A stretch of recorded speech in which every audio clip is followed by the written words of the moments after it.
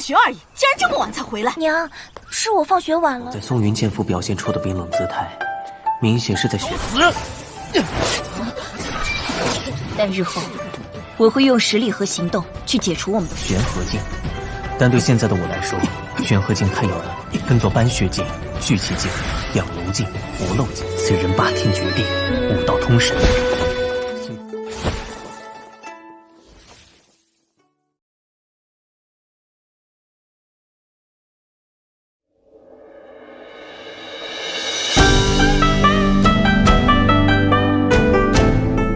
Halo sanak movie semua, masa muda berkarya, jangan lupa untuk selalu bahagia. Gimana nih kabar teman sanak movie semua? Semoga dalam keadaan baik-baik saja ya. Kesempatan kali ini kita akan melanjutkan pembahasan alur film Supreme Sword God. Walaupun kita agak lama tidak membahasnya, mendingan ketinggalan daripada tidak kita bahas sama sekali. Nah, pada pembahasan sebelumnya Ling Sui, adik ipar dari Sui, yang tujuannya datang menjemput Sui untuk menemui istri Sui yang baru saja kembali. Bagaimana dengan kelanjutan ceritanya? Sebelum itu subscribe channel ini, serta aktifin lonceng notifikasinya, agar nanti tidak ketinggalan update dan video terbaru. Tanpa memperpanjang waktu, langsung aja kita bahas.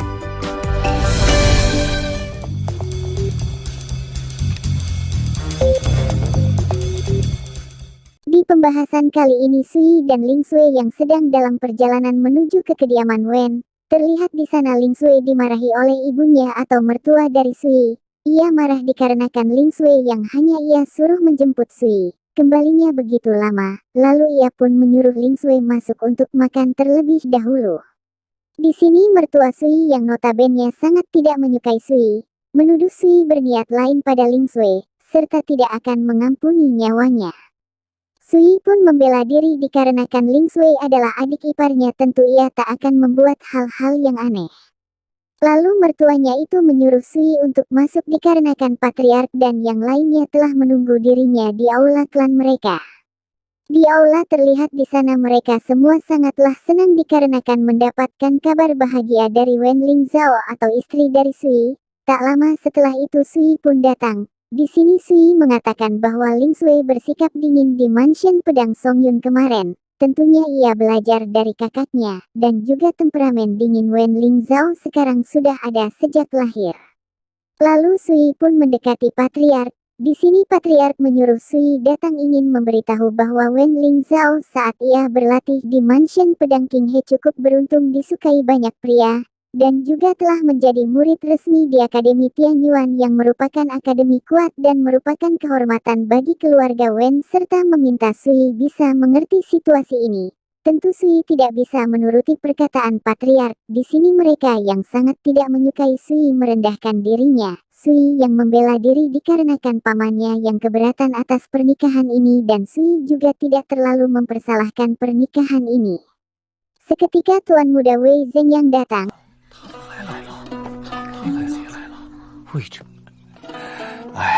Di sini tampak patriark sangat menghormatinya daripada menantu ia sendiri. Maksud kedatangan Zeng Yang untuk menemui Sui, lalu ia sedikit menyindir Sui yang sebagai ketua pedang dari gerbang luar mansion pedang King He saat itu. Dalam sekejap basis kultivasinya lenyap dan seketika jatuh menjadi pecundang. Di sini ia juga mengatakan akan pergi ke Akademi Tianyuan bersama Ling Zhao untuk berlatih bersama, dan juga nantinya ia akan menjadi patriark dari keluarga Wei-nya di Kabupaten Yunhe, serta meminta Nyonya Wen agar membubarkan pernikahan Sui dan Ling Zhao. Sekali lagi ia merendahkan Sui yang hanya sebagai menantu buangan yang tidak pantas hidup bersama Ling Zhao. 我会招婚事，你一个小人招在一起。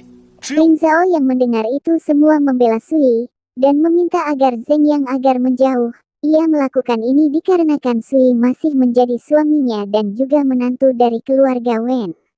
Sui pun membenarkan itu dan balik menyindir Zong Yang hanya orang luar beraninya ikut campur dalam masalah keluarga Wen-nya. Dan juga ia mengatakan bahwa seandainya perkataan Zeng Yang ini tersebar keluar, maka keluarga Wen akan menjadi bahan tertawaan. 是啊。 我可是文家的赘婿，一个外人堂而皇之的站在文，这话如果传出去，世人会怎么？文灵昭， Zheng Yang yang kesal mencoba menyerang Sui dan seketika serangannya itu dihadang oleh Ling Zhao dan juga ia mengatakan bahwa Zheng Yang tentu tidak boleh sembarangan bertindak di keluarga Wen. Ia yang membantu Sui sekarang semata-mata ia masih suaminya, tetapi nanti ia akan menggunakan kekuatannya untuk bertindak membubarkan pernikahan ini dan tidak satupun yang bisa melarang keputusannya. 我护你，是因为今日你仍是我的丈夫，去解除我们的婚姻。我文灵昭的人生。 Sui pun juga pamit pergi dan sebelum itu ia mengancam Zheng Yang agar nantinya ia dapat memperhatikan perkataan dan tindakannya. Tempat berpindah pada Sui yang sedang berlatih. Di sini ia mengatakan metode kultivasi dibagi menjadi 4 tahap, yaitu tahapan pertama aliran bela diri, aliran Yuan, aliran spiritual dan aliran mistik. Ia yang sebagai master pedang Xuanjun di kehidupan sebelumnya kultivasinya telah mencapai ranah terakhir aliran mistik atau ranah penggabungan mistik. Tentu untuk mencapai ranah penggabungan mistik ia harus berkultivasi kembali dan mengkokohkan dasar aliran bela diri tahap pertama ini. Aliran bela diri ini juga terbagi atas ranah pemindahan darah, ranah kondensasi Qi, ranah kelahiran tungku dan ranah tanpa celah. Ranah pemindahan darah juga dibagi atas beberapa lapisan yaitu pemurnian kulit tubuh, otot dan tulang, serta semuanya yang sudah lengkap maka energi darah akan jadi lebih kuat, kulit dan tulang juga akan jadi lebih keras, yang dapat mencabik-cabik harimau serta dapat menghancurkan batu. Orang yang mencapai ranah ini disebut dengan pejuang, dan juga merupakan ranahnya Sui saat ini. Terlihat di sana Ling Sui yang sedang memperhatikan Sui. Sui juga mengatakan metode pembangunan fondasi terkuat di Dahuang Jiuxiu yaitu 18 gaya dalam 9 pukulan, tetapi ia yang baru saja melatih 3 gaya sudah begitu kelelahan. Ia pun ingin mencari tempat yang penuh dengan energi spiritual agar ia bisa berlatih. Serta ia berniat ingin terus berlatih agar bisa menerobos aliran bela diri dan memasuki kultivasi aliran Yuan. Sui yang menyadari dari tadi Ling Sui yang memperhatikannya, ia pun menyuruh Ling Sui keluar. Di sini Ling Sui yang mendengar semuanya, ia pun memberitahu pada Sui tempat yang penuh energi spiritual ada di Bukit Guimu, yang berada di luar kota. Lalu ia pun pergi. 当前最重要的是修炼，修炼之道分4大阶段，修为真至玄到最后一个境界，玄大道之始，分作斑血境、聚气境、炼金炼骨4层。此境圆满时，气聚大荒九州第一筑基法，9招18式，灵气汇聚的地方修炼，便能事半功倍。说小多了，快出来！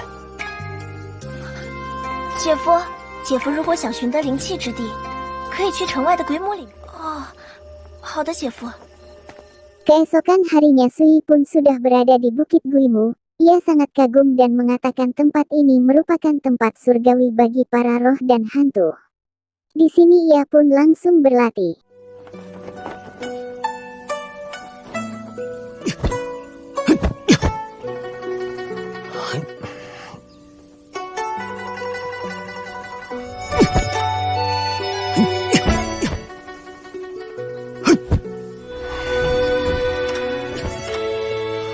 Ia juga mengatakan metode pembangunan fondasi pertama di Dahuang Jiuxiu emanglah hebat. Orang yang membuat metode ini merupakan mantan rekannya dahulu yaitu Gong Yeqi. Gong Yeqi ini memiliki seni bela diri yang begitu tinggi, serta menyebut dirinya sebagai pejuang dan juga merupakan kaisar yang tak tertandingi, dan juga disegani oleh para orang terkuat di dunia. Sesaat itu semua film pun bersambung. 家修炼时不一样，不愧是大荒前世好友公爷池所创。虽然一介武夫，但却是世间强者。